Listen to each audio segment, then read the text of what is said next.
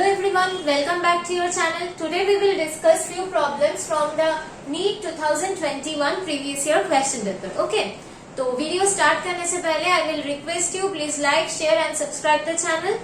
So start करते हैं. पहला प्रॉब्लम हम अभी स्क्रीन पे देखेंगे, फिर उसका सोल्यूशन हम करेंगे. So let's see the first problem. Pause the video and read the problem. इस फर्स्ट प्रॉब्लम में ये कहा गया है कि एक थिक केबल है. ओके, एक थिक केबल है जिसका रेडियस है कैपिटल आर. ओके, और इस थिक केबल से जो करंट पास कर रहा है वो है कैपिटल आई करंट. सो इस करंट के वजह से जो मैग्नेटिक फील्ड क्रिएट हो रहा है उसका जो नेचर है वो हमें ड्रॉ करना है ग्राफिकली.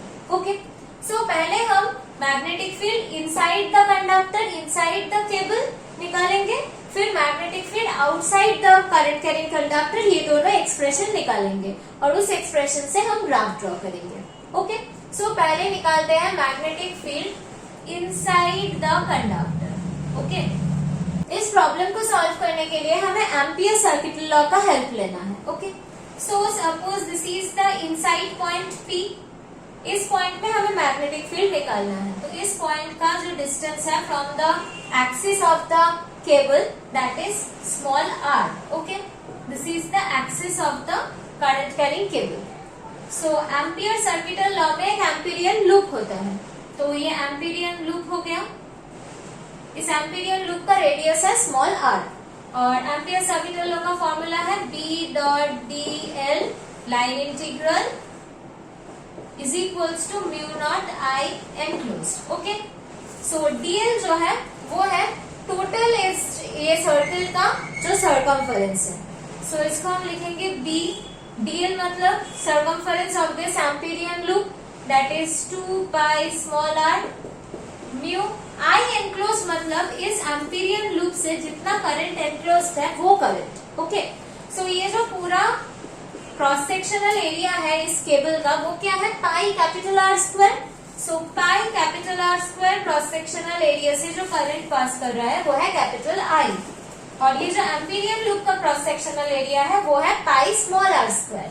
सो पाई स्मॉल r स्क्वायर से कितना करंट पास करेगा, I divided by pi capital R square into pi small r square. Simple unitary method है. सो हम इसको कैलकुलेट कर रहे हैं, I small r square divided by capital R square. This is the enclosed current by the amperian loop. So this is the enclosed current. Okay. So इस enclosed current का जो value है वो हम यहाँ पर put करेंगे. That is I small r square by capital R square. This r will cancel each other.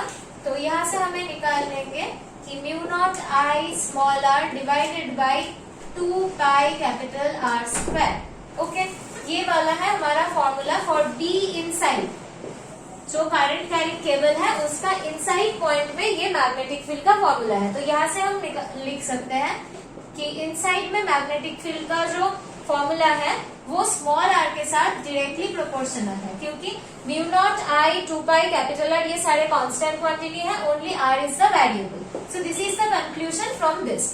Now we will calculate the magnetic field outside the current carrying cable. Okay, अब हम निकालेंगे magnetic field outside the cable.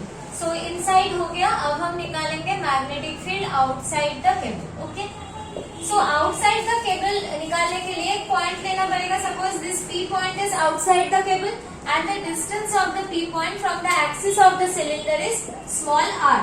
सो ये वाला जो है ये होगा अब हमारा एम्पीरियन लूप.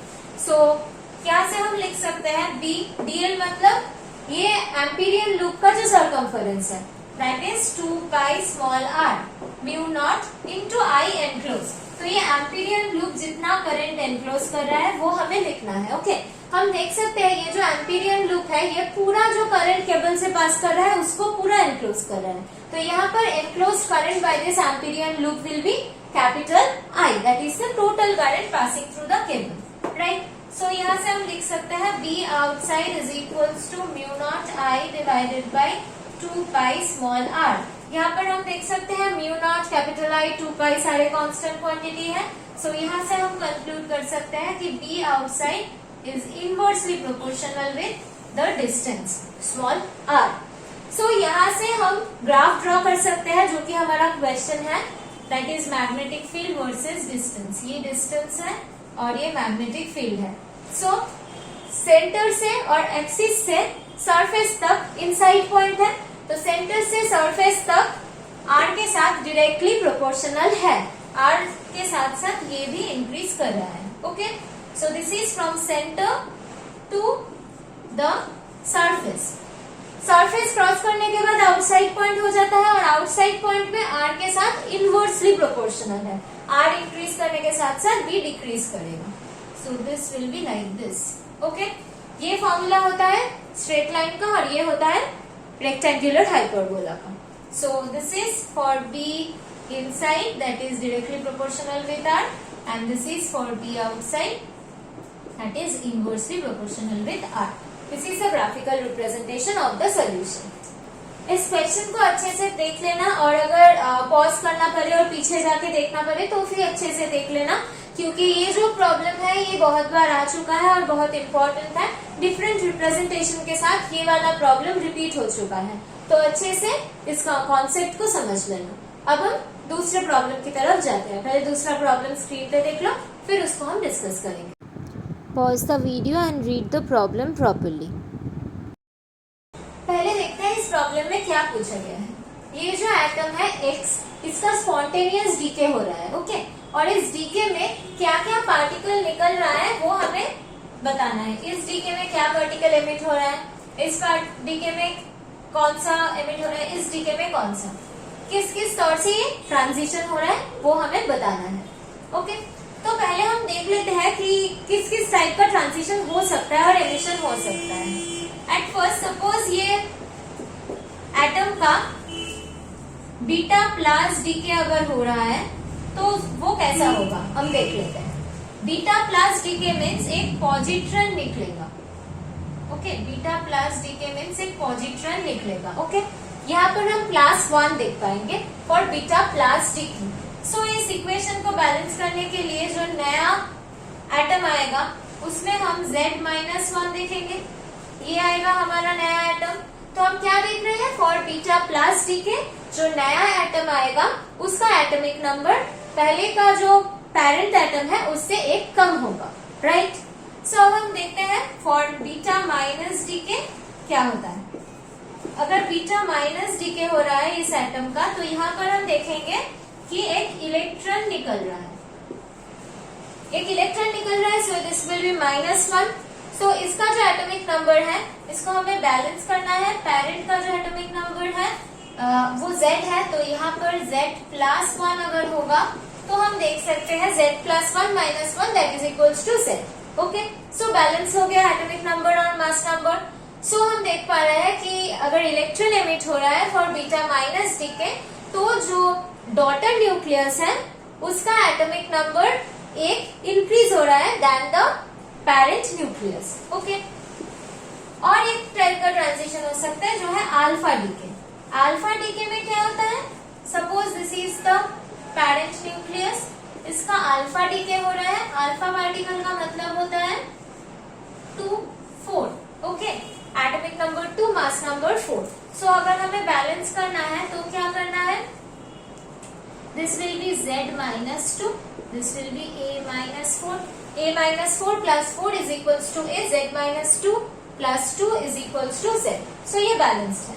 सो हम देख पा रहे हैं कि डॉटर न्यूक्लियस का जो एटॉमिक नंबर है वो 2 नीचे चला गया है और जो मास नंबर है वो 4 नीचे चला गया है। Okay, so the atomic number of the daughter nucleus is decreased by 2 unit than the parent nucleus, and the mass number is decreased by 4 unit than the parent nucleus due to alpha decay.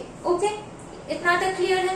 अब देखो ये first जो transition है इसमें हम क्या देख पा रहे हैं, जो एटॉमिक नंबर है वो 1 यूनिट डिक्रीज हो गया है। कौन सा ट्रांजिशन में ये होता है, 1 unit decrease in atomic number. हम देख पा रहे हैं 1 unit decrease in atomic number होता है बीटा प्लस ट्रांजिशन में। सो इसको हम लिख सकते हैं this is due to beta plus decay. इसमें देखो Z-1 से Z-3 हो गया, मतलब 2 यूनिट एटॉमिक नंबर डिक्रीज हुआ है। कौन सा ट्रांजिशन में 2 यूनिट एटॉमिक नंबर डिक्रीज होता है, हम देख पा रहे हैं due to alpha decay atomic number 2 unit decrease होता है. So this will be alpha decay, right. अब देखो Z-3 से Z-2 हो गया है. So atomic number 1 unit increase कर चुका है. कौन सा डीके से एटॉमिक नंबर 1 यूनिट इंक्रीज करता है? Due to beta minus decay atomic number 1 unit increase करता है. So this will be beta minus decay. So answer में जो सीक्वेंस है that is beta plus alpha beta minus. This will be the correct answer. I hope ये तुम्हें clear है. Please note down thoroughly and जो previous year के question है वो अच्छे से रिवाइज करते रहो. Please like, share and subscribe the channel. I will give more videos like this in this channel. So don't forget to subscribe the channel. Thank you everyone.